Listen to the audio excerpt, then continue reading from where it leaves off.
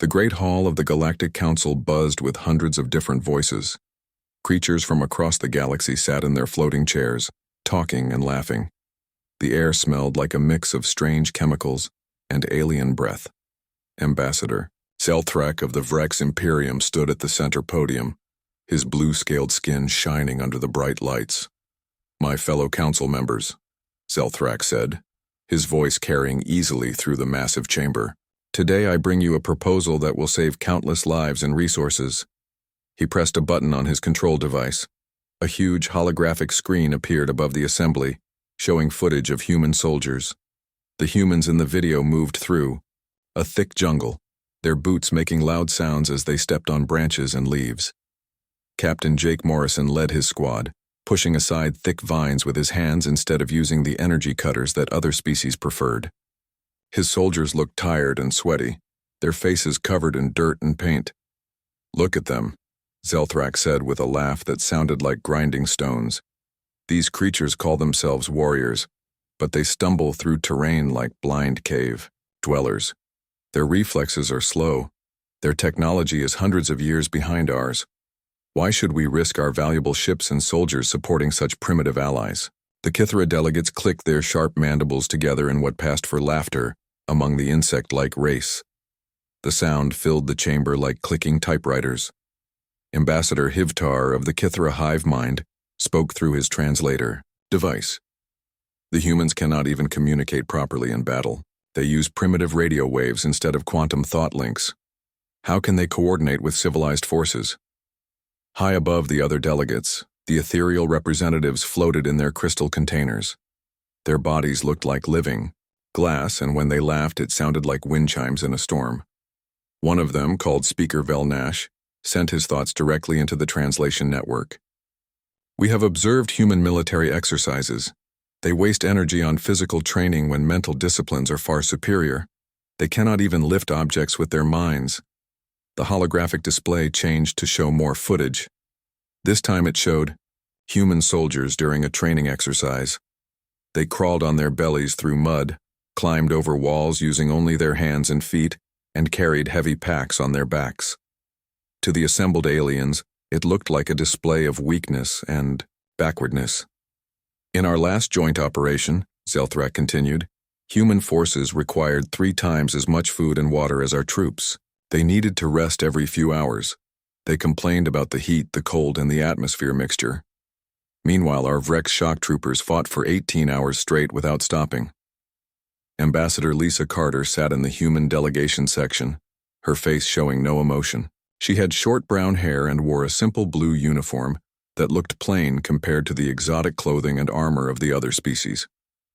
Her hands stayed folded on her desk, but her knuckles were white from gripping too hard. The Altarian delegate, a tall being with silver skin and 4 arms, raised one hand to speak. "Perhaps we should consider the humans' contributions to logistics and support roles. They have shown competence in maintaining equipment." This brought another wave of laughter from the assembly. Selthrak's eyes glowed brighter, which showed his amusement. "Support roles? My dear Altarian friend, we have maintenance robots that work faster and more efficiently than human technicians. Why use organic beings when machines can do the job better?" The holographic display showed a comparison chart. On one side were human soldiers with their basic weapons and armor. On the other side were the elite forces of various alien species. The Vrex shock troopers looked like walking tanks, covered in advanced armor that could stop any known weapon. The Kithara warrior drones moved with perfect coordination, their actions controlled by a shared mind. The ethereal battle spirits could walk through solid walls and attack with pure mental energy. "The evidence is clear," Selthrak announced. "Human forces are a liability in serious military operations. They slow down our advances, require excessive resources, and their primitive tactics put our advanced strategies at risk. I propose we ban human military participation in all contested space zones." The chamber erupted in discussion. Most of the voices agreed with the proposal. Some delegates worried about hurting relations with Earth, but even they admitted that humans seemed out of place in modern warfare. Ambassador Carter finally stood up. Her voice was calm but firm as she spoke into her microphone.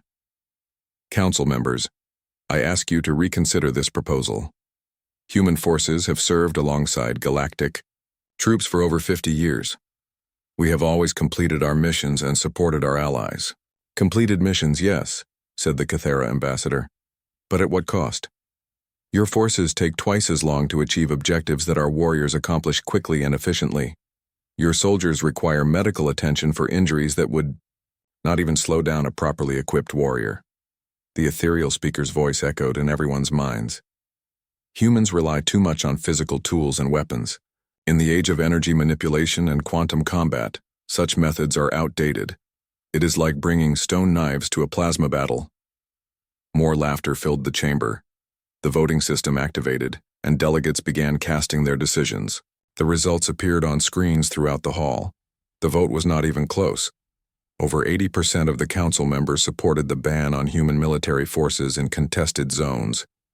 Zelthrak smiled, showing his sharp teeth.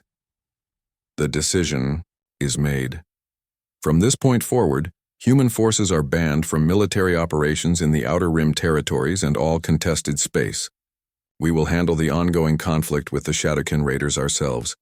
Without human limitations holding us back, we will achieve victory quickly and efficiently. The gavel sound echoed through the chamber, making the decision official. Ambassador, Carter gathered her papers and walked out without saying another word. Behind her, the alien delegates continued talking and laughing about their decision. Finally, said one Vrex general to his companion, now we can fight a proper war without worrying about protecting primitive allies. The Shadowkin Raiders will not know what hit them, agreed a Cathara commander. Our combined forces are unstoppable. The ethereal speaker sent a final thought to the assembly. This marks the beginning of a new age of galactic military efficiency. The humans can return to their planet and leave warfare to those who understand it. As the council session ended, delegates filed out of the chamber, still talking excitedly about their decision. None of them noticed the small recording device that Ambassador Carter had left behind, quietly documenting everything they said. The humans were banned from the war, but that did not mean they would stop watching and learning. In the empty chamber, the holographic display still showed images of human soldiers. The footage continued to play, but now there was no audience to mock what they saw. 3 months after the council meeting, the largest joint military fleet in galactic history gathered around the planet Kepler 442b. The world looked peaceful from space, with green continents and blue oceans, but intelligence reports showed it was crawling with Shadowkin raiders.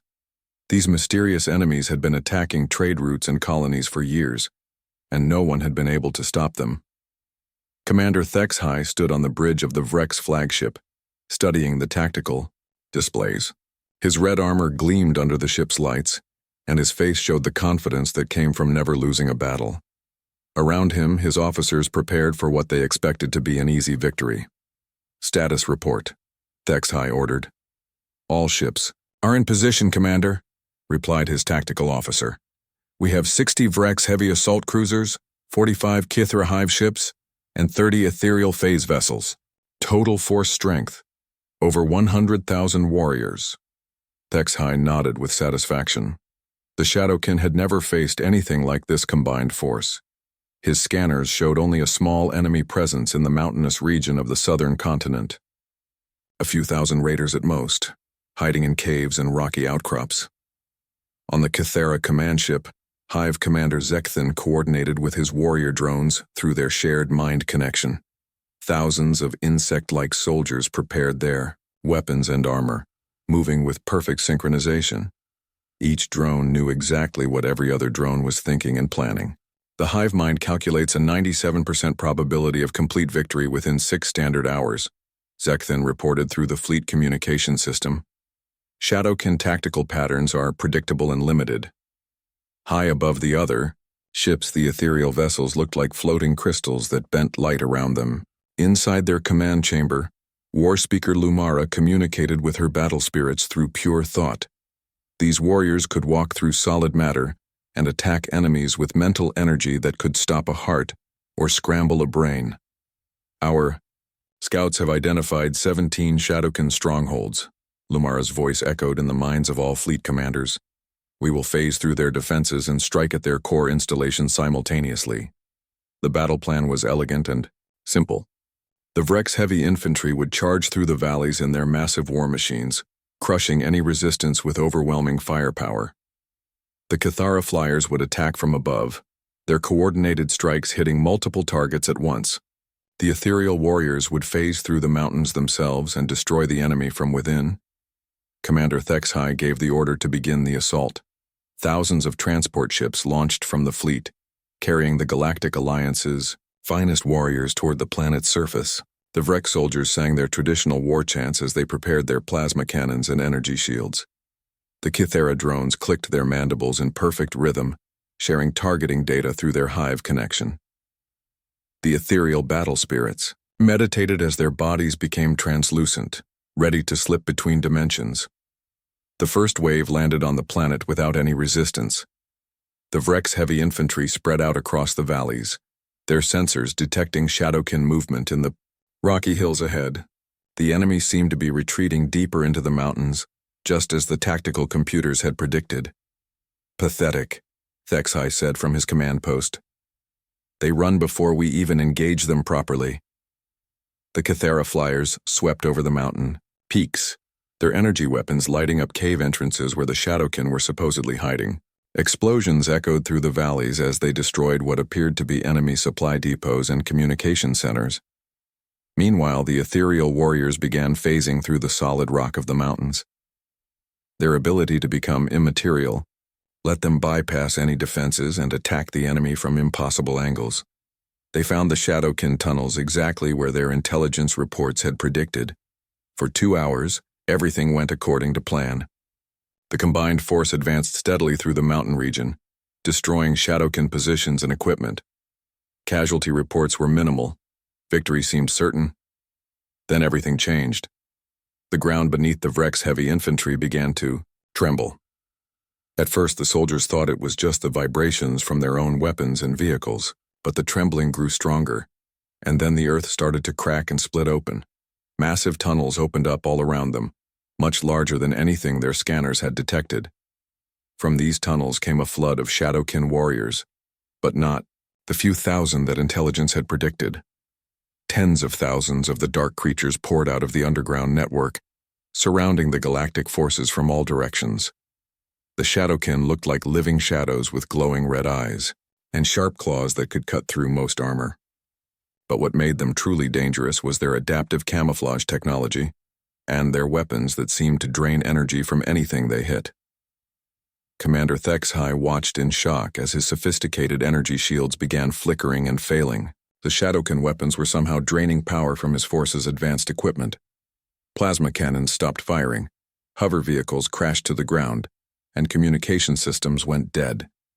"This is impossible," Thexhai said, but his voice was no longer confident. "Our intelligence reports showed only a small outpost. The Cathara fared even worse.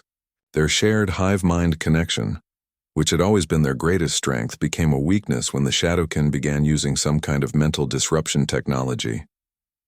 Drones that had moved in perfect coordination suddenly became confused and disoriented, unable to communicate with each other properly. Hive Commander Zekthan felt the panic spreading through his warriors as their connection fragmented. Individual drones began making their own decisions instead of following the Hive's tactical plan, and their coordinated assault turned into chaos. The ethereal warriors discovered that their ability to phase through matter was being somehow blocked by Shadowkin technology they had never encountered before. Battle spirits who tried to become immaterial found themselves suddenly solid again, trapped inside solid rock or enemy structures. War Speaker Lumara's mental voice was filled with confusion and fear. "Unknown technology is interfering with our dimensional abilities. We cannot phase. Repeat, we cannot phase." What had started as an easy victory was rapidly becoming a disaster. The Shadowkin had turned the entire mountain region into one giant trap. Underground tunnels connected everything, allowing them to move their forces quickly while the Galactic Alliance was stuck in the open valleys with failing equipment. The enemy seemed to know exactly where every alien unit was located and what they were planning to do next. Every tactical move was countered before it could be completed. Every advantage that the galactic forces thought they had was somehow neutralized by Shadowkin technology and tactics. As the third hour of battle began, Commander Thexai realized that his forces were not just losing. They were being systematically destroyed by an enemy that had been vastly underestimated. His proud fleet was trapped on the surface of an alien world, surrounded by thousands of enemies who seemed to adapt to every strategy and counter every weapon. The laughter and confidence from 3 months ago seemed like a distant memory as Thexai prepared to send the most humiliating message of his military career. Commander Thexai crouched behind the wreckage of what used to be his command vehicle. The energy shields had failed completely 3 hours ago, and now Shadowkin weapons fire was getting closer every minute. Around him, the survivors of his once mighty force huddled in whatever cover they could find. The situation was worse than any nightmare he could have imagined. His 60,000 Varek shock troopers were down to less than 10,000. The Cathera hive forces had lost their coordination completely and were scattered across the mountains in small, confused groups. The ethereal warriors, trapped in solid form, were being picked off one by enemies they could not see or touch. "Sir," called his communications officer, a young Vrex named Koltar, whose armor was cracked and smoking. "We have lost contact. With 17 more units in the past hour, the Shadowkin are systematically eliminating our isolated groups." Thexai looked at his tactical display, but most of it showed static or error messages. What little information he could see painted a clear picture. His forces were trapped in a narrow canyon with high walls on both sides. The Shadowkin controlled the high ground and had blocked both ends of the canyon with some kind of energy barrier that their weapons could not penetrate. The enemy moved like ghosts through the rocky terrain above them. Every time a galactic soldier tried to climb out of the canyon, Shadowkin weapons would fire from seemingly empty air. Their adaptive camouflage was so advanced that thermal scanners, motion detectors, and even psychic senses could not locate them until it was too late. "Commander," said Warspeaker Lamara, her mental voice weak and filled with pain. "My remaining battle spirits report that Shadowkin technology is not just blocking our abilities, it is somehow learning from them. Each time we attempt to phase, their countermeasures become stronger." Hive Commander Zekthin's voice came through the communication system, but it sounded strange and disconnected. "My warriors report individual thoughts, cannot hive mind fragments, cannot coordinate." The shared consciousness that had made the Cathara such effective fighters was breaking apart under some kind of psychic assault. Thexai checked his ammunition counter and weapon power levels. Both were critically low. Around him, soldiers from 3 different species were sharing equipment and trying to maintain defensive positions. But everyone knew they were just delaying the inevitable. The Shadowkin had unlimited time and resources, while the galactic forces were running out of everything.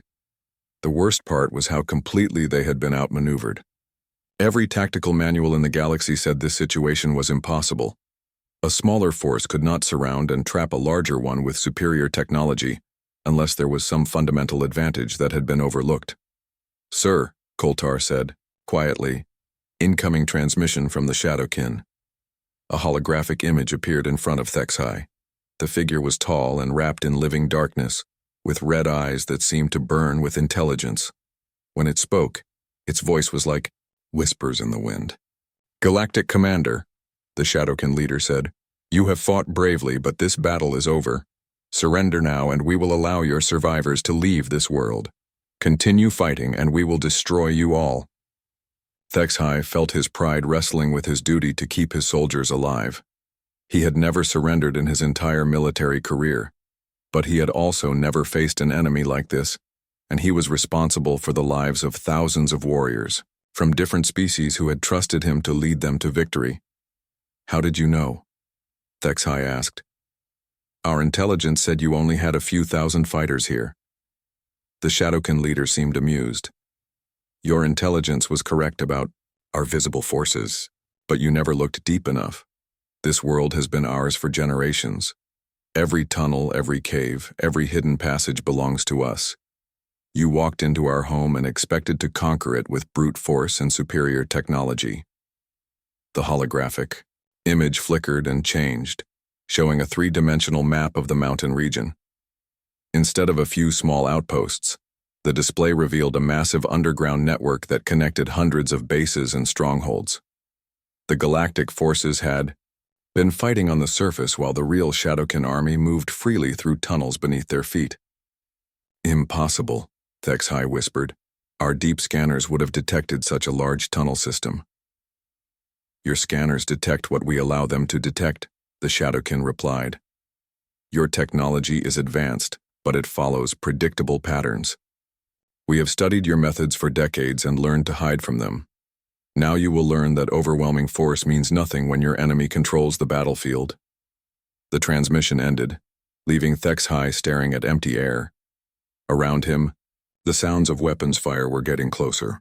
His soldiers were running low on ammunition, and their defensive positions were slowly being overrun. He looked at his communication device and thought about the message he needed to send. It would be the most humiliating moment of his career, but it might be the only way to save what was left of his forces. With trembling claws, he activated the encrypted emergency channel and began recording. This is Commander HFY of the Galactic Alliance Expeditionary Force to Earth Command. Request immediate military assistance. Situation critical. Our forces are trapped and facing complete destruction. We need help. He paused, knowing that the next words would change everything. We formally request human military intervention in the Kepler 442b operation. The message was transmitted through space faster than light, reaching Earth's military headquarters in less than an hour. The response came back much quicker than HFY had expected. Affirmative, Commander HFY, came a calm female voice. This is Colonel Amy Stevens of the Human Expeditionary Force. Strike Team Alpha is en route to your position. Estimated. Arrival in 6 hours. Prepare for unconventional support tactics. HFY stared at his communication device. 6 hours? How is that possible? The nearest human ships are 3 days away from this system. Colonel Stevens's voice carried a hint of amusement. Commander, human forces have been stationed just outside the contested zone for the past 2 months. We've been monitoring the situation and preparing for possible assistance requests. Stand by for incoming support. What kind of force are you sending? HFY asked, hoping for news of a massive human fleet that could break through the Shadowkin blockade. 1 transport ship with 30 Marines, Commander. They should be sufficient for the current tactical situation. HFY looked around, at the thousands of enemies surrounding his position, then back at his communication device. 30 humans against an entire Shadowkin army. Either the humans were insane, or they knew something about warfare that the rest of the galaxy had never learned. Around him, alien soldiers prepared for what they thought would be their final battle, while somewhere above them, a small human ship approached through the darkness of space. The human transport ship was so small that Commander HFY almost missed it on his damaged scanners. It looked like a simple cargo vessel, nothing like the massive warships that the other species used. When it landed in the canyon, 30 humans stepped out wearing basic armor and carrying weapons that looked ancient compared to galactic technology. Sergeant Danny Rodriguez was the first to reach HFY's position. He was a short, stocky man with dark hair and calm eyes that seemed to take in everything at once. His rifle looked like it belonged in a museum, and his armor was scratched and worn from many battles. Commander HFY? Rodriguez asked in accented galactic standard. I'm Sergeant Rodriguez, Human Marine Corps. We're here to get you out of this mess. HFY looked around at the 30 humans spreading out through his defensive positions. They moved quietly and carefully, but they seemed relaxed rather than worried about the thousands of enemies surrounding them. Sergeant, I appreciate the assistance, but 30 soldiers cannot possibly— Sir? Rodriguez interrupted politely. With respect, let us worry about the numbers. Lieutenant Walsh is already setting up our operation plan. He pointed to a blonde woman who was kneeling next to a group of wrecked soldiers, studying their equipment with interest. Lieutenant Kate Walsh looked up from examining a broken energy weapon. These power cells are completely drained, she said, to one of the Vrex warriors. But the basic firing mechanism is still functional. We can work with that. She turned to Rodriguez. Danny, we've got good sight lines from the canyon walls, but those energy barriers are blocking the main exits. The Shadowkin have tactical superiority and home field advantage. Rodriguez nodded. Standard hunter tactics, then. Nick, Maria, you're with me for the preliminary scout. Tom, set up overwatch on that ridge. Kate, start preparing the aliens for Phase 2. Thexhai watched in confusion as the humans began doing things that violated every principle of modern warfare. Instead of using quantum communication networks, they talked to each other in quiet voices, or used simple hand signals. Instead of scanning for enemies with advanced sensors, they looked at the ground for tracks and bent grass. Corporal Nick Turner knelt down next to what looked like an empty patch of dirt. He was a tall, thin man with sharp eyes who moved like a predator studying prey. Fresh Shadowkin tracks here, maybe 2 hours old. 3 individuals, moving toward the eastern wall. Private, Maria Santos examined the tracks as well. She was small and quick with clever hands that seemed to understand how things worked just by touching them. They're using the same paths repeatedly, setting up patrol routes. That's a mistake. How can you tell all that from looking at dirt? Asked a wounded Cathara drone who had been separated from his hive mind. Nick smiled. Because every creature that moves leaves signs behind. Footprints, broken twigs, disturbed stones. The Shadowkin are good at hiding from your sensors, but they can't hide from basic tracking skills. Meanwhile, Lieutenant Walsh was showing the alien soldiers how to modify their weapons using materials she had found lying around the battlefield. She took apart a damaged energy rifle and rebuilt it using parts from a broken communication device and some metal strips from destroyed armor. The power cells are drained, but kinetic energy still works, she explained to a fascinated ethereal warrior. Sometimes the old ways are better than the new ways. War speaker Lumara watched Walsh work with amazement. But this violates all principles of energy weapon design. It should not function. Walsh shrugged and pulled the trigger. The modified weapon fired a metal projectile that punched through a piece of wreckage that would have stopped an energy blast. It functions because it's simple. Simple things are harder to break or block. Specialist Tom Bradley found a position on a rocky ledge where he could see most of the canyon. His rifle looked even more primitive than the others, but when he settled into position, he became almost invisible against the rocks. He had been a hunter before joining the Marines, and he understood how to wait patiently for the perfect shot. Got eyes on Shadowkin movement, Tom reported quietly into his radio. Looks like they're planning something big for the north wall. Rodriguez listened to the report while studying the canyon walls with simple binoculars. Maria, can you reach that ledge? Maria Santos looked up at the seemingly impossible climb and grinned. Give me 10 minutes and some rope. She began climbing the sheer rock face using nothing but her hands, feet, and a few metal spikes she hammered into cracks in the stone. The alien soldiers watched in amazement as she moved up the wall like a spider, finding handholds where their scanners showed only smooth rock. Humans are natural climbers, Rodriguez explained to Thexhai. Evolution made us good at getting to places where prey animals thought they were safe. Halfway up the wall, Maria stopped and examined something that looked like empty air to everyone else. Found their camouflage projector, she called down quietly. Clever design, but it has to connect to a power source somewhere. She pulled out what looked like a simple knife and began working on something the aliens could not see. Suddenly, a section of the canyon wall shimmered and revealed 3 Shadowkin warriors who had been completely invisible. Tom Bradley's rifle fired once, and one of the Shadowkin fell.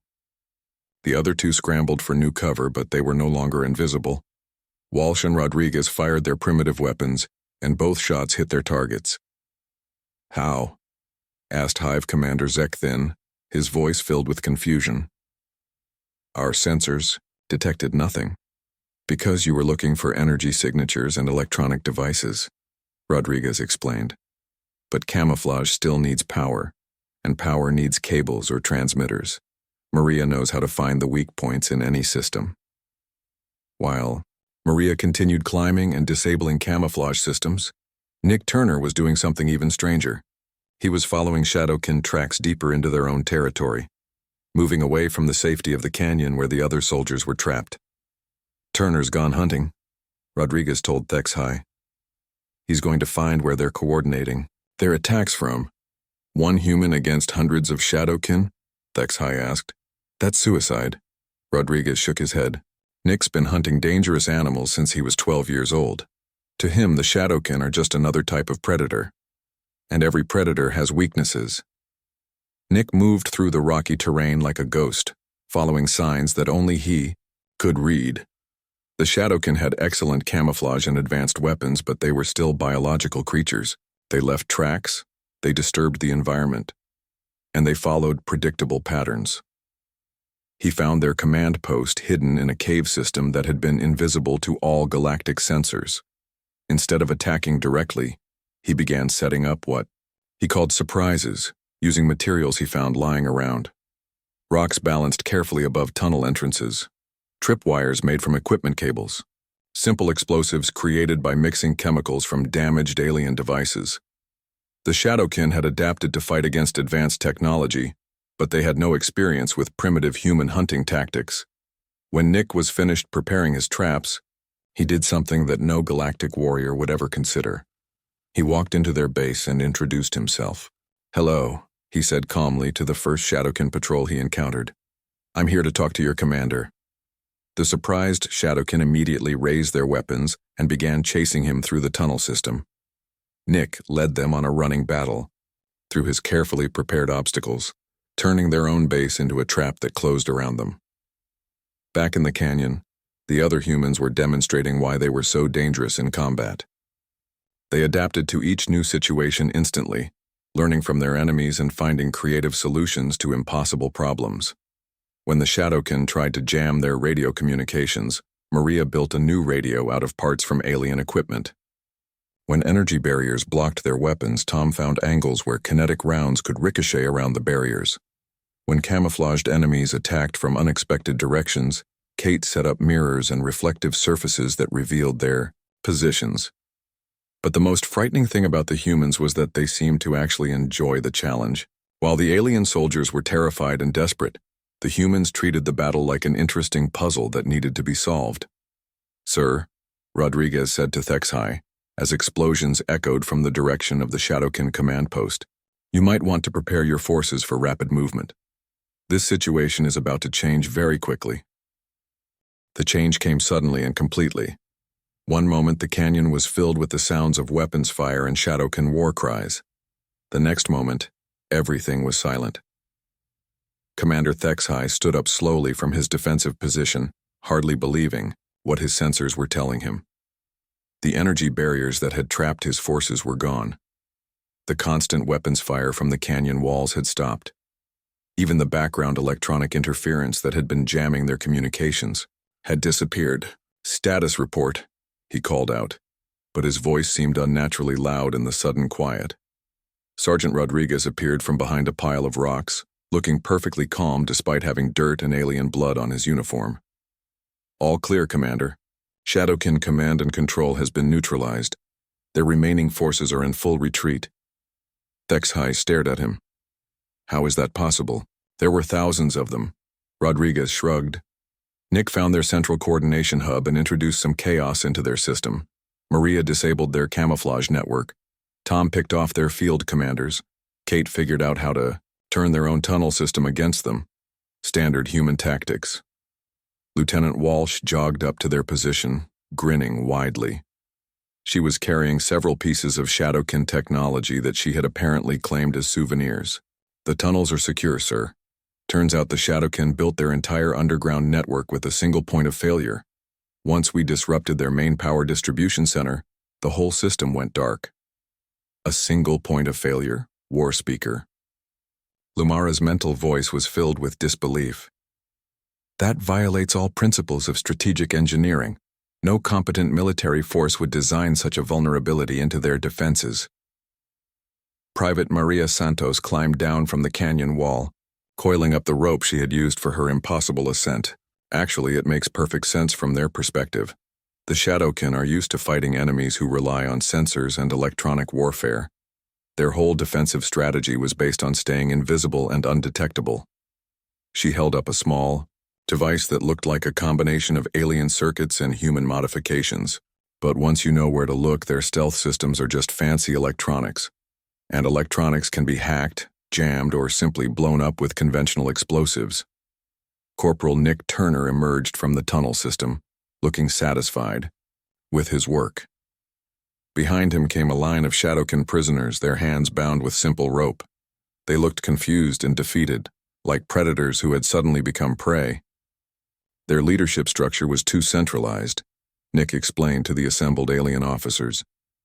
Take out the top commanders, and the rest of them don't know how to adapt. They're used to coordinated group tactics, not individual decision-making. Specialist, Tom Bradley was already packing up his rifle and preparing to move out. Plus, they made the mistake of assuming all galactic species fight the same way. When we started using tactics they'd never seen before, their whole defensive plan fell apart. HFY walked through the canyon, surveying the battlefield. Bodies of Shadowkin warriors lay scattered across the rocky ground, but he noticed something strange about them. Most had been killed by single precise shots, rather than the energy weapon burns or explosive damage that alien forces usually caused. Your weapons, he said to Rodriguez. They're so primitive, but they were more effective than our advanced energy systems. Rodriguez nodded. Kinetic weapons don't rely on power cells or energy shields. They can't be drained or deflected by Shadowkin technology. Sometimes the simplest solution is the best solution. The alien soldiers began emerging from their defensive positions, looking around in amazement at the sudden victory. Many of them approached the humans with questions about their tactics and equipment. A young Vrex warrior named Koltar examined one of the human rifles with fascination. But how do you aim without a targeting computer? How do you coordinate attacks without quantum communication? Tom Bradley smiled and tapped the side of his head. Built-in targeting computer. Natural communication network. Humans evolved to hunt as a group using nothing but our eyes, ears, and brains. Hive Commander Zekthin's mental voice was slowly returning to normal as his connection with his surviving drones was re-established. Your species functions as individuals, but you coordinate like a hive mind. How is this possible? Practice, Kate Walsh said simply. We've been fighting as teams for thousands of years. We don't need electronic links because we learn to read each other's intentions and work together naturally. As the alien forces began organizing their evacuation, Maria Santos was busy studying captured Shadowkin equipment. She had already figured out how their adaptive camouflage worked and was sketching modifications that would make it even more effective. This is actually brilliant engineering, she told anyone who would listen. They just never considered that someone might attack it with simple mechanical tools instead of electronic countermeasures. The most impressive discovery came when Nick Turner led a team of volunteers through the underground tunnel network. What they found was a vast military complex that had taken the Shadowkin decades to build, all of it now abandoned and defenseless. This is their main staging area for the entire sector, Nick explained to HFY as they walked through tunnels filled with abandoned equipment and supplies. They've been using this base to coordinate attacks across dozens of star systems. The implications were staggering. The small outpost that intelligence had identified was actually the central hub of the entire Shadowkin military operation in the region. By capturing it, the humans had not just won a single battle but had crippled the enemy's ability to fight anywhere in the contested zones. How did you know? HFY asked. How did you figure out what our intelligence services missed? Nick knelt down next to some tracks in the tunnel floor. Because we looked at the evidence instead of relying on sensor data. The amount of foot traffic in these tunnels, the age of the construction, the logistics needed to support this many warriors. It was all here to see if you knew how to read the signs. Within 12 hours of the humans' arrival, the entire Kepler 442b operation was complete. The Shadowkin forces had either been captured or driven off the planet, and the galactic forces were secure. Not a single human casualty had been reported. The footage of the operation was already spreading through galactic communication networks. Military analysts across the galaxy watched in stunned silence as 30 human Marines accomplished what over 100,000 elite alien warriors had failed to do. In the Galactic Council chambers, Ambassador Zelthrak stared at his personal viewing screen as the recordings played. The same humans he had mocked 3 months ago were now calmly explaining to alien officers why their primitive tactics had been so effective. You see, Sergeant Rodriguez was saying to a group of fascinated Cathara commanders, the key is not to fight the battle your enemy expects. When they prepare for advanced tactics, you use simple ones. When they counter high technology, you use low technology. Adaptation is more important than sophistication. The chittering laughter that had filled the council chambers 3 months, ego was nowhere to be heard. Instead, there was an uncomfortable silence as delegates realized how completely they had misunderstood human military capabilities. Perhaps, one of the ethereal ambassadors said quietly, we should reconsider the ban on human military participation. The vote to rescind the restriction was not even close. Every single delegate voted to restore human forces to full military partnership status. But this time, there was no mockery or condescension in their voices. Ambassador Lisa Carter stood up to address the assembly, and the chamber fell completely silent. She had the same calm expression she had worn 3 months ago, but now everyone listened carefully to her words. The human government appreciates your renewed confidence in our military capabilities, she said. However, we would like to suggest some revisions to your standard military protocols. We have developed some tactics and strategies that might prove useful for future operations. The silence that followed was not uncomfortable this time. It was respectful, even eager. Every delegate in the chamber wanted to learn what other surprises the humans might have in store. Colonel Amy Stevens appeared on the communication screen, broadcasting from her command ship. Council members, human forces are ready to resume full military cooperation with galactic allies. We look forward to sharing our knowledge and learning from your expertise as well. She paused and smiled slightly, though I should mention that our training programs tend to be quite different from standard galactic methods. We hope you don't mind getting a little dirty. As the council session ended, delegates filed out with a new understanding of their human allies. The laughter was gone, replaced by a grudging respect for a species that had just taught the galaxy a lesson about the difference between advanced technology and effective warfare. In the empty chamber, the screen still showed footage of human Marines working alongside alien soldiers, teaching them techniques that had been forgotten in the age of energy weapons and quantum computers. The humans had been banned from the war, but they had returned to change everything about how it would be fought.